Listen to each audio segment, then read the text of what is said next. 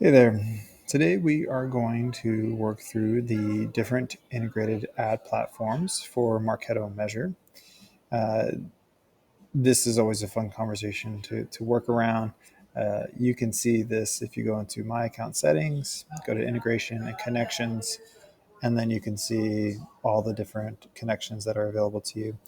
Keep in mind, if you're a tier one or tier two client, you will not be able to connect double click as of August 2023. That's still available, but with how Google is going to really crack down on their tracking and cookies and all of that, it may not be available much longer.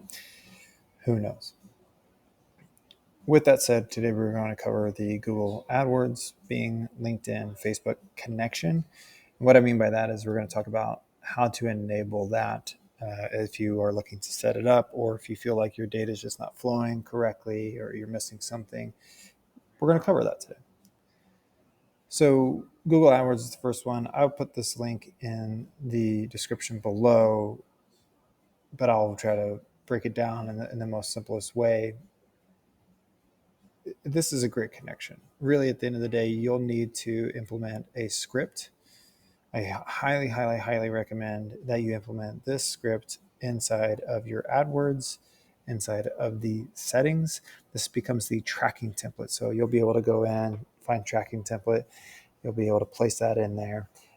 If you don't do this and you just enable the auto tagging out of the box, we will stamp this script, this tracking template, onto your ad. The challenge with that is if you're already using a tracking template, this could override that, right? And so then you whoever else is using that, so if that's internal use or if you're working with a contractor who or an ad agency that uses a script, this would override that, and then you're losing data from that side. So really the best scenario here is just go in, whether or not you have a tracking template or not, throw this in there on top of it. So you could just do that by the ampersand sign, or if you don't have anything in there, just throw it in there as the main tracking template.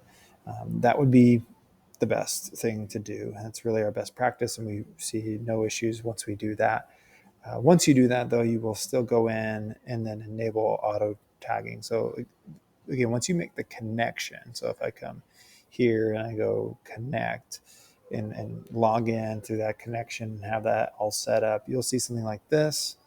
And then you'll press that little pencil icon and then you'll enable the auto tagging. So you'll toggle that to yes. You'll check the box here. You'll press save. This fine print is basically saying, hey, you're going to add in some tracking. You'll press save. You'll want to make sure this is toggled over. And that's really it. And then now you're running. It's going to pull in costs. It's going to be able to pull ROI on creative, on keywords, all of that fun stuff. Super helpful.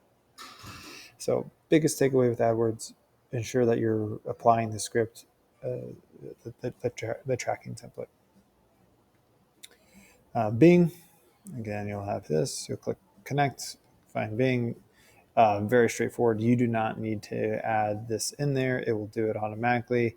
It's fine if you're using it with another one. I haven't seen any issues in that, but you should be fine there. You'll just apply it. Once you do that, again, you click the pencil icon. And this one doesn't have as many steps. You'll not have to go like checkbox or anything. You literally just toggle it over and press save. That's all you'll have to do. It's a little bit different there. Facebook ads is a little bit more complex. With Facebook, it does add a parameter, which is fine, but what it does is when you could connect it to pull in cost, but if you enable auto tagging, it will remove your ad history. So that's why it says here it's important to export the previous performance history as a CSV. If you're working with an ad agency, they should have all of that historical ad information available. So just make sure you apply this on the date in which they've done their last export. Or if you're internal and you have all of this data already maybe pushed into a BI tool and that's already there, again, more often than not, you're going to have the data already exported because you're already trying to mirror this data with other ad platforms, or not mirror, but compare, right? So it's not just living inside of Facebook, but you'll want to make sure you do that before you connect. It's completely up to you if you do not want to connect and not enable that piece, but you'll miss out on some of the ROI capabilities that are there. LinkedIn sponsored content, we do have, again, we still apply creative onto that. Uh, and basically, the way I understand, like the way that I kind of go about this is it